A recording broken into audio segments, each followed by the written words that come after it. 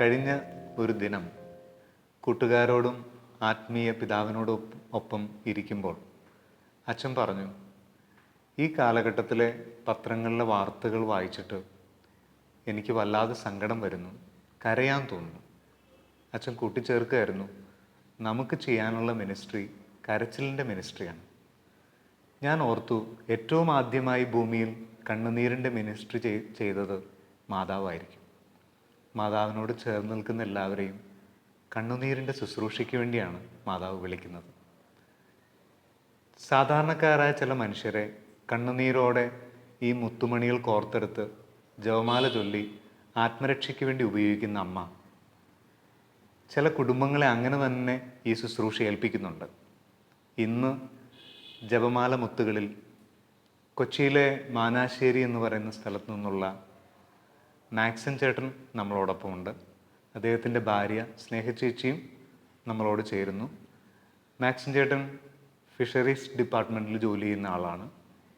ഇവരുടെ ഈ കണ്ണുനീരിൻ്റെ ജപമാല മുത്തുകൾ കോർത്ത് നിൽക്കുന്ന ശുശ്രൂഷയെക്കുറിച്ച് നമുക്കിവരോട് ചോദിച്ചറിയാം.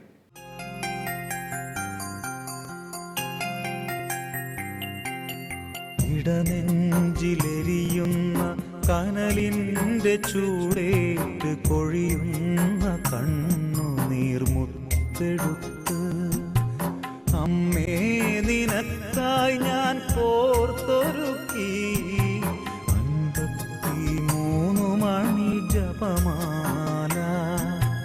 അമ്മേ നിനക്കായി ഞാൻ കോർത്തൊരുക്കി 53 മണി ജപമാല.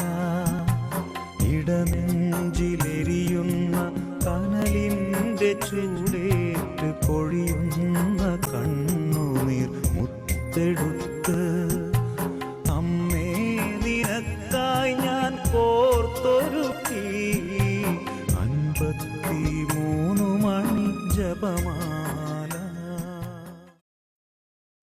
ജപമാല മുത്തുകളിലേക്ക് എല്ലാ പ്രിയപ്പെട്ട പ്രേക്ഷകരുടെയും പേരിൽ രണ്ടുപേരെയും സ്വാഗതം ചെയ്യുന്നു. ഇടനെഞ്ചിലെരിയുന്ന കനലിൻ്റെ ചൂടേറ്റ് പൊഴിയുന്ന കണ്ണുനീർ മുത്തെടുത്ത് അമ്മയെ നിനക്കായി ഞാൻ കോർത്തൊരുക്കി 53 മണി ജപമാല. ഈ പാട്ടിൻ്റെ വരികൾ കേട്ടിട്ടുണ്ടല്ലേ? അതുപോലെ ഈ വിഷമത്തിൻ്റെ സങ്കടങ്ങളിലേക്ക് നടുവിലും ഈ ജപമാല കോർത്തു കെട്ടിയൊരുക്കി ഇങ്ങനെ മാതാവിൻ്റെ ജപമാലയുടെ പ്രചാരകരാകാൻ രണ്ടുപേരെയും പ്രേരിപ്പിക്കുന്നത് എന്താണ്? ഞാൻ 2004 വർഷം 12 വർഷമായി. 12 വർഷത്തേക്ക് മുമ്പ് ഞാൻ മത്സ്യ മേഖലയിൽ വർക്ക് ചെയ്യുന്ന ആളാണ്. മത്സ്യഫെഡിൽ ആ മേഖലയിൽ ജോലി ചെയ്യുന്നതായതുകൊണ്ട് അതിരാവിലെ വെളുപ്പിനെ അതിരാവിലെ തന്നെ ജോലിക്ക് പോകും. 5 മണിക്ക് മുമ്പ് തന്നെ ജോലിക്ക് പോകും. ഹാർബറിലൊക്കെ മീനെ എടുക്കാനൊക്കെ പോകും. ഒത്തിരി സുഹൃത്തുക്കളുണ്ട്, എല്ലാവരും ഇതേപോലെ മദ്യപാനികളാണ്. അവരുടെ കൂട്ടത്തിൽ ഞാനും അതേ ലെവലിൽ അവരുടെ കൂടെ അഡിക്റ്റായി പോയി. അതിരാവിലെ കഴിക്കും. അതിരാവിലെ മദ്യം കഴിക്കാണ്ട് നിൽക്കാൻ പറ്റൂല. ആ ഒരു സ്റ്റേജിലെത്തിയപ്പോൾ കുടുംബത്ത് ആകെ തകർച്ച, എല്ലാം. വീട് വരെ ഇല്ലാണ്ടായി. വീടില്ല, ശരിക്കും പറയുകയാണെങ്കിൽ ഒരു ചെറിയ ഒരു വീട് മാത്രമേ ഉള്ളൂ അന്ന്. അപ്പം അത്രയ്ക്ക് വിഷമിച്ച് നിൽക്കണമെങ്കിലും ഇയാൾ മാതാവിനോട് കണ്ണൂരിൽ പ്രാർത്ഥിക്കാനാണ്. ഞാൻ പ്രാർത്ഥിക്കാറില്ല. ഞാൻ പ്രാർത്ഥനക്ക് കൊന്തവരും ചൊല്ലൂല, കൊന്ത കൈകൊണ്ട് തൊടൂലായിരുന്നു. ഈ നല്ല കുടിയുള്ള സമയത്ത്, നല്ല മദ്യപാനമുള്ള സമയത്തും ചേച്ചി പ്രാർത്ഥിക്കും. ചേച്ചി പുള്ളിയുടെ പ്രാർത്ഥനയാണ് എന്നെ ഈ ജീവിതത്തിലേക്ക് എത്തിച്ച്. അപ്പോൾ കുടിക്കുന്ന സമയത്ത് കൂടുതൽ വിഷമങ്ങൾ ഉണ്ടാക്കിയിട്ടുണ്ടോ വീട്ടിൽ? ഞാൻ വഴക്കുണ്ടാക്കിയാൽ ഇയാളൊന്നും കൊണ്ടൂല. എനിക്ക് വേണ്ടി പ്രാർത്ഥിക്കുകയാണ് ചെയ്തിരുന്നതാണ്. പിന്നീടാണ് എനിക്ക് മനസ്സിലായത് ഇവരുടെ പ്രാർത്ഥനയാണ് എന്നെ ജീവിതത്തിലേക്ക് എത്തിച്ചത്. ഈ മദ്യപാനം കൊണ്ട് പ്രശ്നമുള്ളപ്പോഴും ഒന്നും മിണ്ടാതെ പ്രാർത്ഥിക്കാനായിട്ട് പറ്റുന്നത് എന്തുകൊണ്ടാണ്? സഹനമാണല്ലോ. അപ്പോൾ എനിക്ക് മാതാവിനോട് ചെറുപ്പം മുതലേ ഇഷ്ടമുണ്ടായിരുന്നു. അപ്പം ഞാനിപ്പോഴും എന്ത് കാര്യത്തിനും മാതാവിനോട് ഉപേക്ഷിച്ചിട്ടില്ല. ഈ ജപമാല ചൊല്ലിയാണ് പ്രാർത്ഥിക്കുന്നത്. ചെറുപ്പം മുതലേ. അപ്പോൾ അതെൻ്റെ അമ്മച്ചി പഠിപ്പിച്ചു തന്നതാണ്. സ്ഥിരമായിട്ട് ഞാൻ പ്രാർത്ഥിക്കുമായിരുന്നു. പിന്നെ ഇവിടെ വന്നു കഴിഞ്ഞിട്ട് ആദ്യമൊക്കെ ചേട്ടൻ കുടിക്കൂലായിരുന്നു. മോള് ജനിച്ച് കഴിഞ്ഞ് 3 വർഷത്തോളം ചേട്ടൻ കുടിച്ചിട്ടുള്ളു. അപ്പോൾ എനിക്ക് ഭയങ്കര പേടിയാണ്, മദ്യപാനികളെ എനിക്ക് ഭയങ്കര പേടിയായിരുന്നു. അങ്ങനെ ഒരു ദിവസം ഞാൻ കരഞ്ഞുകൊണ്ടിരിക്കുമ്പോൾ എൻ്റെ ഫ്രണ്ട് വന്ന് എന്നോട് പറഞ്ഞ് ഇത് ഇന്ന പോലെ ഒരു ജോസഫ് ബ്രദറുണ്ട്. ഫ്രണ്ടിൻ്റെ പേര് ബിൻസി ജോർജ് എന്നാണ്. അപ്പോൾ വന്ന് ഇങ്ങനെ ചോദിച്ച് പറഞ്ഞപ്പോൾ ഞാൻ പറഞ്ഞു ഞാൻ വരാമെന്ന് പറഞ്ഞ് ഈ ജോസഫ് ബ്രദറിൻ്റെ വീട്ടിൽ പോകാനായിട്ട്. അങ്ങനെ പ്രാർത്ഥനയൊക്കെ നടത്തുന്ന ബ്രദർ ഈ ഷാലോൺ ടി വിയിൽ നിത്യജീവന്റെ പാത പ്രോഗ്രാം ബ്രദറിനെ കുറിച്ച് ഉണ്ടായിരുന്നു. കഴിഞ്ഞ ഇടയ്ക്ക് ഒരു വർഷങ്ങൾക്ക് മുമ്പ് നിത്യജീവന്റെ പാത പ്രോഗ്രാം ബ്രദറിനെ കുറിച്ച് ഉണ്ടായിരുന്നു. ഓക്കെ. എന്നിട്ട് അങ്ങനെ അവിടെ ചെന്ന് കഴിഞ്ഞപ്പോഴത്തേനും ബ്രദർ ഇങ്ങനെ പ്രാർത്ഥിച്ചിട്ടും പറഞ്ഞ് ഹസ്ബൻഡിനെ കൊണ്ടുവരണം, അല്ലാതെ മാറൂല എന്ന് പറഞ്ഞ്. അങ്ങനെ ഞാൻ ഒരു ദിവസം ഒരു വെള്ളിയാഴ്ച പ്രെയർ കഴിഞ്ഞ് വീട്ടിൽ വന്ന് ചേട്ടനോട് പറഞ്ഞപ്പോൾ ചേട്ടൻ പറഞ്ഞ് ആദ്യമൊന്നും മിണ്ടിയില്ല. പിന്നെ അത് കഴിഞ്ഞപ്പോഴത്തേനും വരാമെന്ന് പറഞ്ഞ് എല്ലാ ദിവസവും കുടിച്ചോണ്ടാണ് വരുന്നത്. പിന്നെ ഒരു തിങ്കളാഴ്ച എന്നോട് പറഞ്ഞ് നമുക്ക് ഇന്ന് പോകാം, ഇന്ന് ലീവ് എടുക്കാം. ഞാനൊന്നും പറഞ്ഞ് പോയി ലീവ് എടുത്തുകൊണ്ട് വന്ന് ഞങ്ങൾ ബ്രദറിൻ്റെ വീട്ടിൽ ചെന്ന് ബ്രദർ പ്രാർത്ഥിച്ച്. അപ്പോൾ ചേട്ടനെ ആദ്യം കയറ്റിയില്ല. ചേട്ടനോട് ഇറങ്ങി പോകാൻ പറഞ്ഞു. കാരണം കുടിച്ചവരാരെയും കയറ്റാറില്ല ബ്രദർ അവിടെ വീട്ടിലേക്കൊന്നും. എനിക്കറിയില്ല, എന്നോട് വിളിച്ച്. അപ്പം ഞാൻ രാവിലെ കഴിച്ചിട്ടുണ്ടായിരുന്നു. അപ്പം ഞാൻ കഴിച്ചതുകൊണ്ട് അവിടെ ചെന്ന ബ്രദറിനോട് എന്നോട് പറഞ്ഞ് ഇറങ്ങിപ്പോയിക്കോന്ന് പറഞ്ഞു. ഞാൻ ഇറങ്ങിപ്പോയി. ഞാൻ അപ്പം തന്നെ ശരിപ്പെട്ടിട്ട് ഞാൻ ഇറങ്ങിപ്പോയിച്ചപ്പോൾ എന്നെ ബ്രദർ തിരിച്ച് പുറകെ വന്നിട്ട് എന്നെ വിളിച്ച്. സാധാരണ ബ്രദർ അങ്ങനെ ആരും കയറ്റാറില്ല. എന്നെ വിളിച്ച് ഇരുത്തി എന്നോട് കുറേ ഉപദേശങ്ങളൊക്കെ തന്ന് എന്നെ ചിറ്റൂർ ധ്യാന കേന്ദ്രത്തിലേക്ക് എന്നെ ആദ്യം കയറണ്ടെന്ന് പറഞ്ഞിട്ട് ബ്രദർ തിരിച്ചു വിളിച്ച് കുറേ നേരം എനിക്ക് എന്നെ കുറച്ച് കാര്യങ്ങളൊക്കെ എനിക്ക് പറഞ്ഞ് മനസ്സിലാക്കി തന്നിട്ടും ഞങ്ങൾ രണ്ടിനും കൂടി ഇരുത്തി കുറേ കാര്യങ്ങൾ പറഞ്ഞ് മനസ്സിലാക്കി തന്നു. ഒരു ബ്രദർ ക്ലാസ് എടുത്ത് തന്നു, ഒരു കുടുംബ ക്ലാസ് ഞങ്ങൾക്ക് എടുത്ത് തന്നിട്ട് എന്നോട് പറഞ്ഞ് ഈ വെള്ളിയാഴ്ച തന്നെ ചിറ്റൂർ ധ്യാന കേന്ദ്രത്തിൽ ഈ ആഴ്ച തന്നെ ധ്യാനത്തിനോടെന്നും പറഞ്ഞ്. ബ്രദർ അവിടെ ഒത്തിരി പേര് ആ സമയത്ത് ചിറ്റൂർ ധ്യാന കേന്ദ്രത്തിലേക്ക് ഒരാഴ്ചയിൽ ഒരു 10-20 പേരെങ്കിലും ഉണ്ടാവും. ഒരു ടീമായിട്ടാണ് വിടുന്നത്, ധ്യാനത്തിന് വിടുന്നത്. അന്ന് അവിടെ പണയച്ചനും ജോബച്ചനാണ് ഇരിക്കുന്നത്. ജോബച്ചൻ്റെ ആ ടൈമിനായിരുന്നു. അപ്പോൾ ഫോമൊക്കെ അവിടെ നിന്ന് തന്നെ അവിടെ ഫോം ഇരിപ്പുണ്ട് ഓൾറെഡി. ചിറ്റൂർ ധ്യാനത്തിൻ്റെ ഫോം ഇവിടെ നിന്നാണ് ഫില്ല് ചെയ്ത് വിടണം. ഇവിടുന്ന് തന്നെ സാമ്പത്തിക സഹായമൊക്കെ ബ്രദർ തന്നെ കുറേ ഫ്രണ്ട്സൊക്കെ ഉണ്ട്, അവരൊക്കെ ഹെൽപ്പ് ചെയ്തൊക്കെയാണ് ആളുകളെ വിട്ടുകൊണ്ടിരിക്കുന്നത്. ആ കൂട്ടത്തിൽ എന്നെയും ആ കൂട്ടത്തിൽ ബ്രദർ ഈ ആഴ്ച ധ്യാനം കൂട്ടണമെന്ന് പറഞ്ഞു. ധ്യാനത്തിന് പോയി ധ്യാനം കൂടി ഞാൻ പോന്നു. അപ്പോൾ എനിക്ക് ഇതിൽ നിന്നൊക്കെ ആയാലും ഒരു മോചനം കിട്ടണം. അപ്പോൾ ധ്യാനത്തിൻ്റെ സന്ദർഭത്തിലാണ് ധ്യാനം നടന്നിട്ടിരിക്കാൻ നേരത്ത് ഉപ്പാണിച്ചൻ്റെ ജപമാലയുടെ ക്ലാസ്, ജപമാലയെക്കുറിച്ചൊരു ക്ലാസ് ജോബച്ചൻ എടുത്തിട്ടിരിക്കുന്ന ടൈമാണ്. ഒത്തിരി ജപമാലകൾ ഇങ്ങനെ കാണുന്നുണ്ട്. എനിക്കറിയില്ല എന്താണെന്നുള്ളത്. കുറേ ഒരു കുന്നു ജപമാല ഇങ്ങനെ കൂട്ടിയിട്ടേക്കണം. അപ്പം എന്താണെന്ന് എനിക്ക് വ്യക്തമല്ല. എനിക്ക് അതിനെക്കുറിച്ചൊരു ഞാൻ പോന്നു, ധ്യാനമൊക്കെ കഴിഞ്ഞ് പോന്നു. ഈ ദർശനം പോലെ കാണുകയാണ് കുറേ കളറിലെ ജപമാല ഇങ്ങനെ കൂട്ടിയിട്ടേക്കാണ്. അപ്പം ഞാനിങ്ങനെ ഇപ്പോൾ എന്താണെന്ന് എനിക്കറിയില്ല. ഇപ്പോൾ തിരിച്ചു വന്നു. അപ്പോൾ ഞാൻ ഇയാളോട് പറഞ്ഞായിരുന്നു, ഇന്നെപ്പോലെ ജപമാല കുറേ കാണുന്നുണ്ട്, എന്താണെന്ന് അറിയില്ല. അങ്ങനെ ഞങ്ങൾ വീട്ടിൽ വന്ന്. അപ്പോൾ ആ ഇടയ്ക്കാണ് എൻ്റെ ഇപ്പം സിസ്റ്റർ ഉണ്ട്. ഇപ്പം എൻ്റെ നേരെ ആൾ ഇറ്റലി സിസ്റ്ററാണ് പുള്ളി ആ സമയത്ത് ലീവിന് വീട്ടിൽ വന്നപ്പോൾ പുള്ളിയുടെ കയ്യിൽ സിസ്റ്ററിൻ്റെ കയ്യിൽ കുറച്ച് മുത്തുണ്ടായിരുന്നു. അപ്പോൾ ഇയാൾക്ക് 2 ജപമാല കെട്ടാൻ വേണ്ടി കാണിച്ചു കൊടുത്ത്. ഇങ്ങനെയാണ് ജപമാല കോർക്കണമെന്ന് കാണിച്ചു കൊടുത്ത് സിസ്റ്റർ കാണിച്ചു കൊടുത്ത്. അപ്പോൾ ബ്രദർ നമ്മുടെ നല്ല ഫ്രണ്ട്ഷിപ്പ്. ബ്രദർ പറഞ്ഞ് ഒത്തിരി ജപമാല കാണിക്കുന്നുണ്ട്, ജപമാല ഒരുക്കണമെന്ന് പറഞ്ഞു. ജപമാല ഒരുക്കണമെന്ന് ബ്രദർ ഇങ്ങനെ പറഞ്ഞു. അപ്പോൾ എനിക്ക് അത്ര പോയില്ല, എന്താണ് ഇതിൻ്റെ കാര്യങ്ങൾ അറിയില്ല. അപ്പോഴാണ് സിസ്റ്റർ ഇങ്ങനെ വന്നത്. ഈ സിസ്റ്റർ എന്നോട് പറഞ്ഞു ഇങ്ങനെ ഇയാൾക്ക് കാണിച്ചു കൊടുത്തപ്പോൾ ഞാൻ ഈ ബ്രദറിനെ കാണിച്ചു കൊടുത്തു. ഇതേപോലെ 2 കൊന്ത കിട്ടിയ അത് പറഞ്ഞ് നമുക്ക് ജപമാല ഒരുക്കണം, മുത്തുകൾ മേടിക്കണം. അങ്ങനെ മുത്തുകൾ മേടിച്ച് ഞങ്ങൾ കെട്ടി. ഇയാൾ കെട്ടി. അവിടെ വാർഷികം നടക്കും. അവിടെ ഈ പ്രാർത്ഥനാ ഗ്രൂപ്പിൻ്റെ ജപമാല പ്രാർത്ഥനാ ഗ്രൂപ്പിൻ്റെ വാർഷികം എല്ലാ വർഷവും നടക്കും. ഒക്ടോബർ മാസമാണത്. ഒക്ടോബർ 2-ാം തീയതി ടൈമാണ് നടക്കണം, കൊന്ത മാസത്തിൽ. അന്ന് ഒരു 1000 പേര് എങ്കിലും വരും. 1000-1500 പേര് ആ ടൈമിന് വന്നതാണ്. അവർക്ക് വേണ്ടി ഞങ്ങൾ അന്ന് ഈ ജപമാല ഒരുക്കാൻ വേണ്ടി കെട്ടി ചെയ്തുകൊണ്ടിരിക്കുന്ന സമയത്താണ് ഉപ്പാണി അച്ഛൻ്റെ ജപമാല ധ്യാനം നടന്നു. ആ വർഷം തന്നെ. അങ്ങനെയാണ് ഉപ്പാണിയച്ഛൻ്റെ അടുത്ത് ഞാൻ ബദർ പറഞ്ഞ് നമുക്ക് ജപമാല ധ്യാനത്തിന് പോകണം. അങ്ങനെ ജപമാല ധ്യാനത്തിന് ഞങ്ങൾ രണ്ടുപേരോട് പോയി. രണ്ടുപേരോട് പോയപ്പോഴും ഇതേപോലെ തന്നെ അനുഭവം. ഒത്തിരി ജപമാല ഇങ്ങനെ ഇടയ്ക്കാൻ ഉപ്പാണിയച്ഛനെ സംസാരിച്ച് ഈ കാര്യത്തെക്കുറിച്ച്. ഉപ്പാണിയച്ഛനെ പറഞ്ഞു, ഞങ്ങൾ രണ്ടുപേരെത്തി കൊണ്ട് പറഞ്ഞ് മാതാവിന് വേണ്ടി ജപമാല കോർത്തിണക്കണമെന്ന് പറഞ്ഞു. ഈ ഒരു സന്ദേശം ഉപ്പാണിയച്ഛൻ അന്ന് ഞങ്ങൾക്ക് തന്നായിരുന്നു. അപ്പം ഞങ്ങൾ അന്ന് കെട്ടിയ ഒരു 800 കൊന്ത അന്നുണ്ടായിരുന്നു കയ്യിൽ, ഈ പ്രാർത്ഥനാ ഗ്രൂപ്പിലേക്ക് കൊടുക്കാൻ വേണ്ടി റെഡി. ഈ കൊന്ത നേരെ അന്ന് ജപമാല ധ്യാനത്തിൻ്റെ ദിവസം ഉപ്പാണിയച്ഛൻ എന്നോട് സംസാരിച്ച് ഉപ്പാണിയച്ഛൻ കൊന്ത എല്ലാം കൊണ്ടുവരാൻ പറഞ്ഞു. എന്നാൽ ഈ കൊന്ത ആദ്യമായിട്ട് അന്ന് ഉപ്പാണിയച്ഛന് കൊടുത്തു. ഉപ്പാണിയച്ഛന് കൊടുത്ത് ഈ കൊന്ത കൊടുത്ത് ഉപ്പാണിയച്ഛൻ അത് അന്ന് അവിടെ വിതരണം ചെയ്തിട്ടുണ്ട്. ഞങ്ങൾ പറഞ്ഞ് പ്രാർത്ഥനാ ഗ്രൂപ്പിൽ ഈ ജപമാല ഒരുക്കി അനേകം മക്കൾക്ക് വേണ്ടി കൊടുക്കണമെന്ന് പറഞ്ഞു. ഉപ്പാണിയച്ഛൻ പറഞ്ഞു. അച്ഛൻ വരികയും ചെയ്തു. ഈ പിറ്റേ കൊല്ലം ഞങ്ങൾ ഈ ജപമാല ഒരുക്കി കഴിഞ്ഞപ്പോൾ അച്ഛൻ വന്നാണ് ഇതെല്ലാം ബാക്കി ചെയ്തു തന്നു. അച്ഛൻ ആ വർഷം വന്ന് പ്രാർത്ഥന ഗ്രൂപ്പിൽ വന്നിട്ട് ജോസഫ് ബ്രദറുമായിട്ട് അച്ഛൻ നല്ല ബന്ധമാണ്. ജോസഫ് ബ്രദർ ചിറ്റൂർ ധ്യാന അച്ഛൻ്റെ കൂടെ ശുശ്രൂഷ ചെയ്തതുകൊണ്ട് തമ്മിൽ നല്ല പരിചയമുള്ളതുകൊണ്ട് ആണ് എന്നെ വിട്ടത്. അങ്ങനെ അച്ഛൻ ജോസഫ് ബ്രദറിൻ്റെ അടുത്ത് വന്നു. അപ്പോൾ ഞങ്ങൾ ഉണ്ടായിരുന്നു. ജപമാല എല്ലാം അച്ഛൻ വെഞ്ചരിച്ച് തന്നു.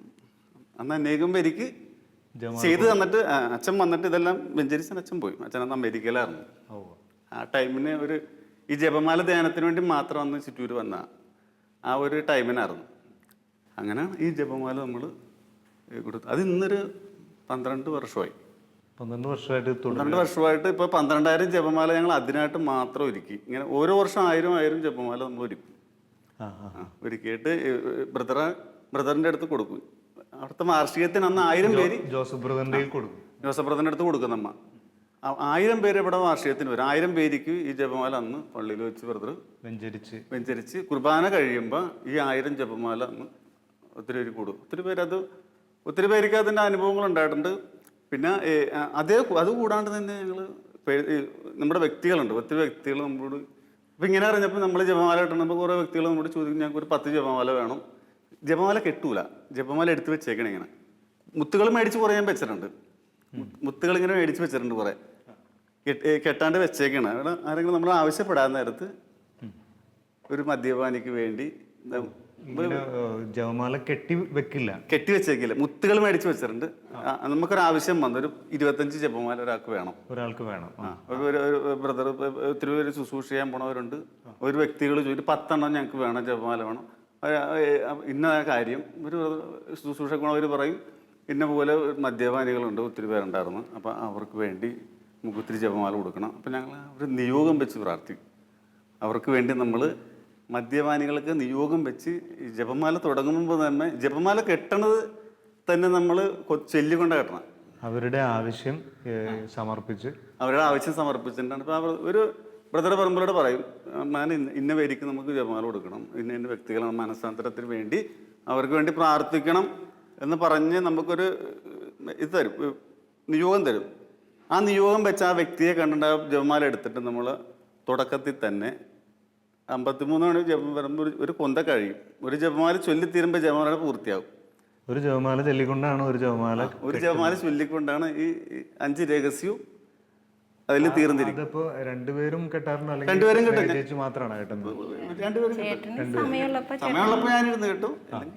കൂടുതലും ഇയാളാണ് ചെയ്യണം. ഞാൻ ജോലിക്ക് പോകുന്നതുകൊണ്ട് ഇയാളാണ് അതിൻ്റെ പണികൾ ചെയ്യണം. രാത്രിയൊക്കെ വന്നു കഴിഞ്ഞാൽ സഹായിച്ചു കൊടുക്കും, കാര്യങ്ങളൊക്കെ സഹായിച്ചു കൊടുക്കും, കെട്ടുകയും ചെയ്യും, അത്യാവശ്യം കാര്യങ്ങൾ ചെയ്തു കൊടുക്കും. അപ്പോൾ പണി കഴിഞ്ഞ് കഴിഞ്ഞാൽ പിന്നെ ജപമാല പണിയിലാണ്. രാത്രിയൊക്കെ ഇരുന്ന് ഞങ്ങൾ ഒരു 200-300 ചിലപ്പോൾ ചോദിക്കാറുണ്ട്. യൂത്തിൻ്റെ പ്രോഗ്രാമൊക്കെ ചോദിക്കും. അപ്പോൾ അവർക്ക് വേണ്ടിയൊക്കെ നമ്മളിങ്ങനെ 200 അർജൻറ്റായിട്ട് കെട്ടാൻ നേരത്ത് ഞങ്ങൾ ഇരുന്ന് തന്നെ രാത്രി തന്നെ ചെയ്തു കൊടുത്തേക്കും. ഒരു പൈസ ആരോടൊന്നും മേടിക്കൂല. ഫ്രീ ആയിട്ട് ഈ 15,000 കൊന്ത ഞങ്ങളുടെ ജീവിതത്തിൽ കെട്ടിയിട്ടുണ്ട്. ഒരു ചില്ലിക്കാശ് ആരോട് ഇന്ന് വരെ തിരിച്ച് നമ്മൾ മേടിക്കില്ല. ഇതിനൊക്കെയുള്ള ഈ മുത്തും കാര്യങ്ങളൊക്കെ വാങ്ങിക്കാനുള്ള പൈസ ഇതെല്ലാം ദൈവം നമുക്ക് തന്നിട്ടുണ്ട്. നമുക്ക് കിട്ടുന്ന ഇതിൽ നിന്ന് മുത്തിനായിട്ടുള്ള കാശ് മാറ്റി വെച്ചു. അത് ഈ ജീവിതത്തിൽ വിലപിടിപ്പുള്ളതെല്ലാം സൗജന്യമാണ് അല്ലേ? അമ്മയുടെ മടിത്തട്ട്, ഒത്തിരി അനുഗ്രഹങ്ങൾ മാതാവ് തന്നുകൊണ്ടിരിക്കണം. ഒന്നുമില്ലായിരുന്നു എനിക്ക്. ഒന്നുമില്ലായിരുന്നു പറഞ്ഞാൽ അത്രയ്ക്ക് തകർന്നു പോയതാ. ഇന്ന് എനിക്ക് എല്ലാം ഉണ്ട്. എല്ലാം ഉണ്ട്. ഇന്ന് വളരെ സന്തോഷമാണ്. ഒത്തിരി പേരെ നേടാൻ പറ്റി. വളരെ ഒത്തിരി പേര് ജപമാല കെട്ടുന്നവരുണ്ട്, ഒത്തിരി പേരുണ്ട്. പക്ഷെ ഈ ഞാനിപ്പോ വളരെ അപൂർവമായിട്ടാണ് പ്രാർത്ഥിച്ചുകൊണ്ട് ഒരു ജപമാല കെട്ടിവെക്കാറില്ല.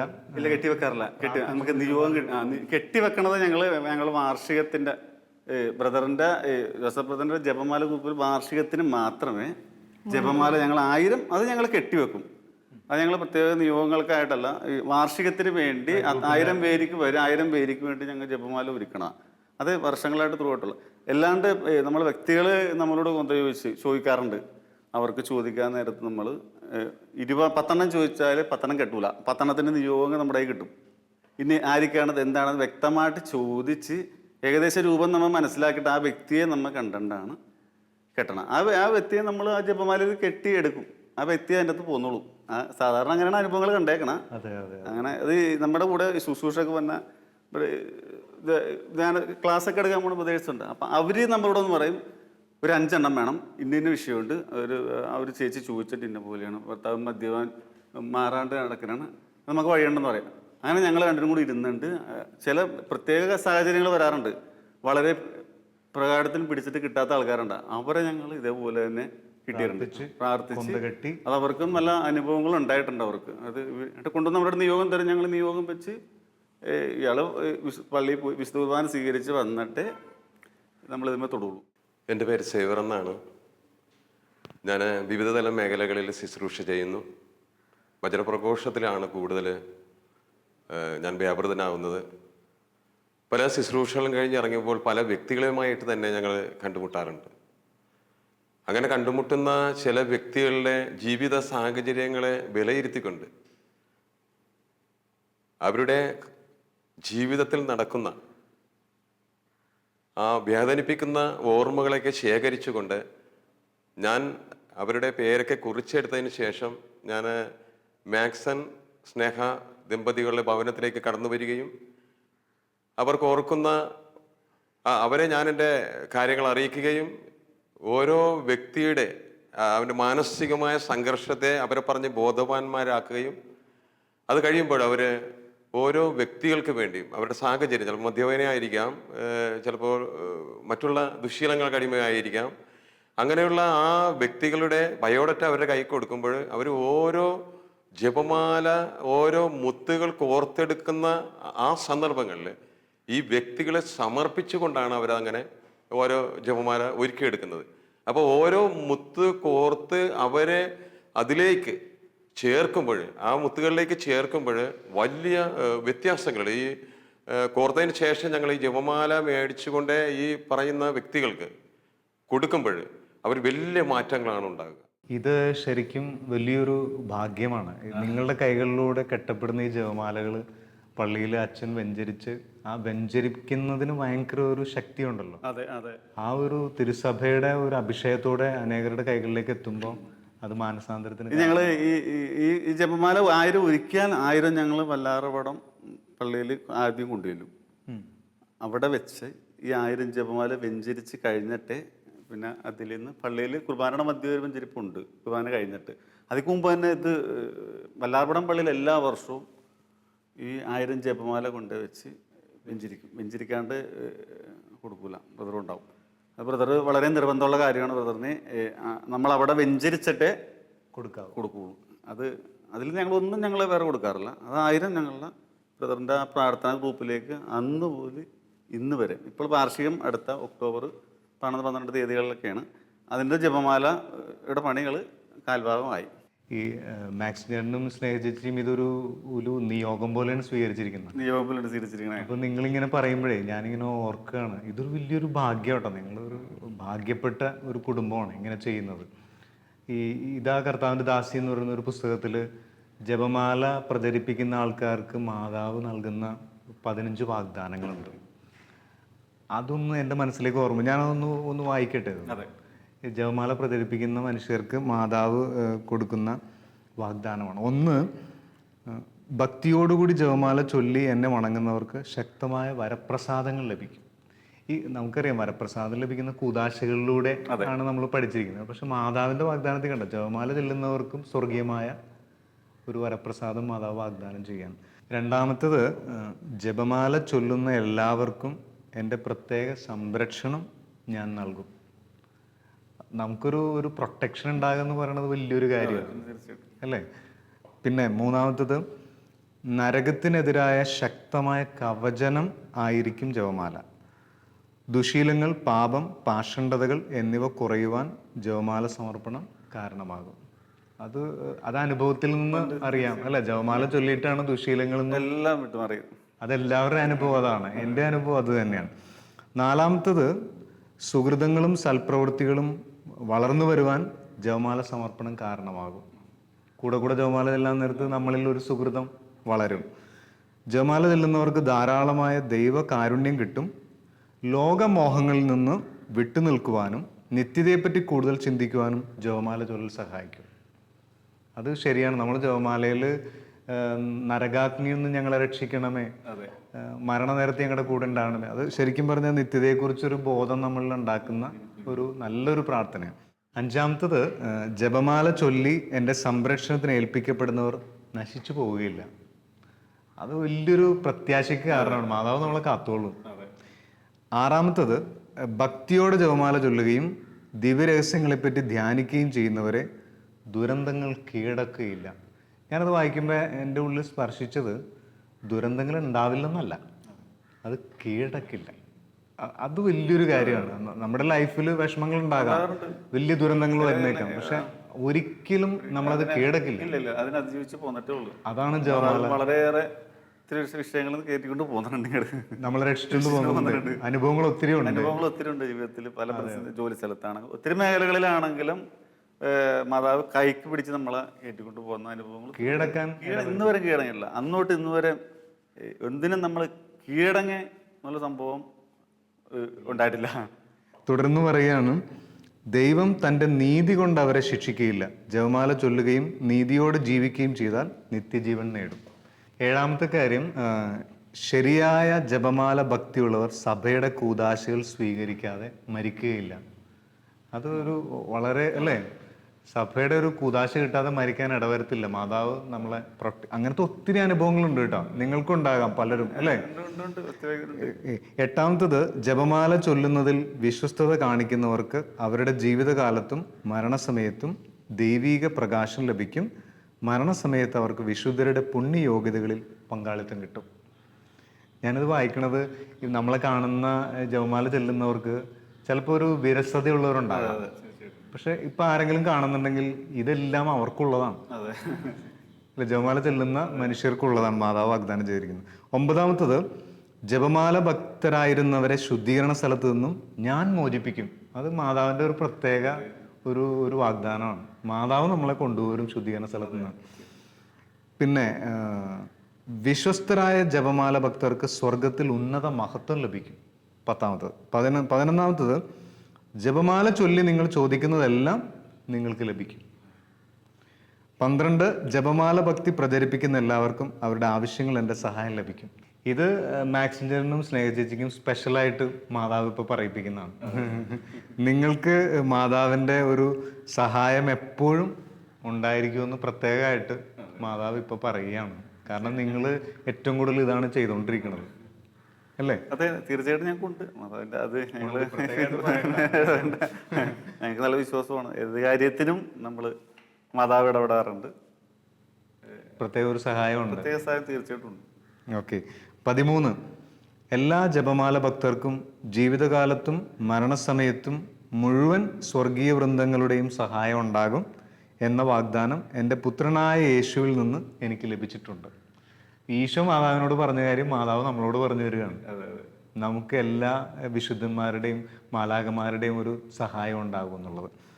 14, ജപമാല ചൊല്ലുന്ന എല്ലാവരും എൻ്റെ മക്കളും എൻ്റെ പുത്രൻ യേശുവിൻ്റെ സഹോദരി സഹോദരന്മാരുമായിരിക്കും.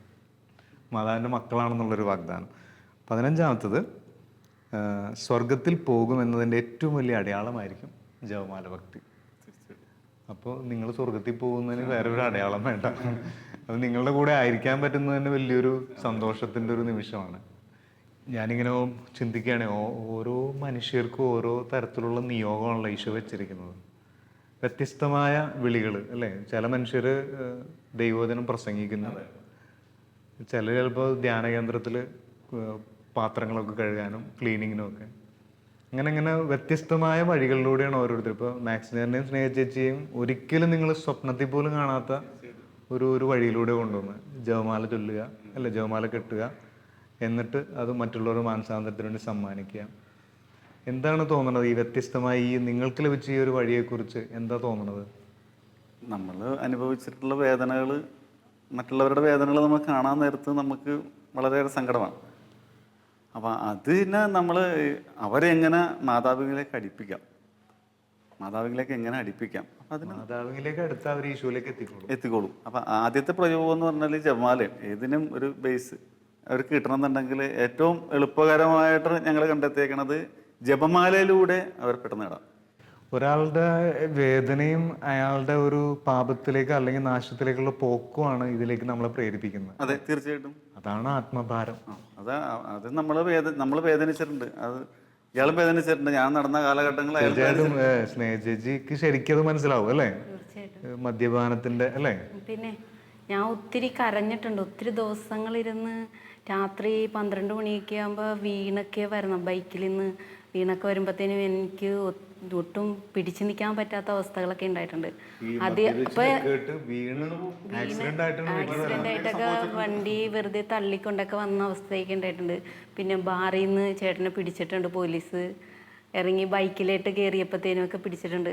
അപ്പം ആ ഒരു അവസ്ഥ മറ്റുള്ളവരിൽ ഞാൻ അത് ഒരു പെണ്ണിൽ കണ്ടുപോകുന്നു. കാരണം ആ വേദന സ്വന്തം വേദനയായിട്ട് തോന്നിപ്പോകും. കാരണം എനിക്ക് ആദ്യമായിട്ട് എൻ്റെ മനസ്സിൽ എപ്പോഴും വരുന്നൊരു പാട്ടാണ് ഈ പെറ്റമ്മ മറന്നാലും മറക്കാത്ത സ്നേഹം. ആ ഒരു പാട്ടെന്നിലേക്ക് എപ്പോഴും കടന്നു വരും. കാരണം എന്നും കടന്നു വരും. കാരണം മറ്റുള്ളവരുടെ ആ വേദന അവർ എന്നെപ്പോലെ അല്ലേ എന്നുള്ളൊരു ചിന്ത വന്നു പോകും. ഞാൻ ഒറ്റയ്ക്കിരുന്ന് കരഞ്ഞപ്പോഴാണ് എന്നെ ഒരു സഹായത്തിന് ഒരു വ്യക്തി വിളിച്ചത്. ശരിക്കും ഈ വേറൊരാളുടെ വേദന സ്വന്തം വേദനയാണെന്ന് കരുതാൻ കഴിയുന്നതാണ് വലിയൊരു ആത്മഭാരം. അത് ശരിക്കും മാതാവിന് അതാണ് ഉള്ളത്. അതൊരു വലിയൊരു മാതാവിൻ്റെ കൃപയാണ്. ഈ മക്കളെയൊക്കെ ജപമാല കെട്ടാനൊക്കെ പഠിപ്പിച്ചിട്ടുണ്ടോ? മക്കളൊക്കെ കെട്ടും. ഞങ്ങള് രണ്ടുപേരല്ലേ? രണ്ടുപേര്. മൂത്താള് ഇമ്മാനുവൽ, ഇളയത് അവർക്ക് ഇതിനോടൊക്കെ ഒരു പള്ളിയിൽ മൂത്താള് പള്ളിയിൽ കൊയറൊക്കെ കീബോർഡൊക്കെ വായിക്കും. പള്ളി പാട്ട് തന്നെ. മാതാവിന്റെ അനുഗ്രഹമുള്ള കുടുംബം. ഈ ഞങ്ങളെ ഈ ജപമാല കെട്ടുന്നൊന്ന് പഠിപ്പിച്ചു തരാമോ? തീർച്ചയായിട്ടും.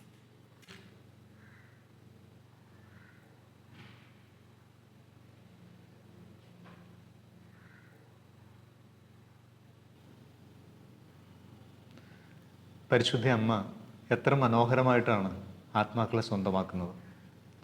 അമ്മയുടെ ഉള്ളിൽ എപ്പോഴും നമ്മളെല്ലാവരും ഈശോയോട് ചേർന്ന് നിൽക്കണം എന്നുള്ളൊരു ആഗ്രഹമാണ്. അതുകൊണ്ടാണ് അമ്മ വളരെ ലളിതമായ രീതിയിലാണ് ആത്മാക്കളെ സ്വന്തമാക്കാനായിട്ട് ചില മനുഷ്യരെ വിളിക്കുന്നത്.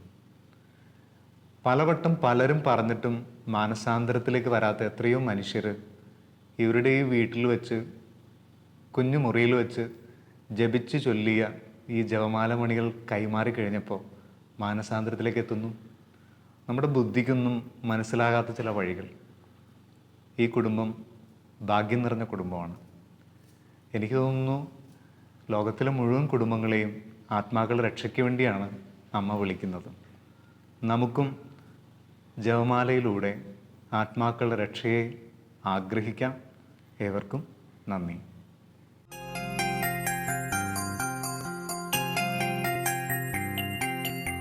ഇടനെഞ്ചിലെരിയുന്ന കനലിൻ്റെ ചൂടേറ്റ് കൊഴിയുന്ന കണ്ണുനീർമുത്തെടുത്ത് അമ്മേ നിനക്കായി ഞാൻ കോർത്തൊരുക്കി 53 മണി ജപമാല.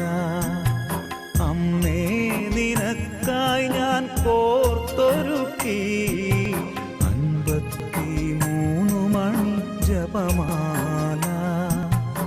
ഇടനെഞ്ചിലെരിയുന്ന കനലിൻ്റെ ചൂടേറ്റ് പൊഴിയുന്ന കണ്ണുനീർ മുത്തെടുത്ത്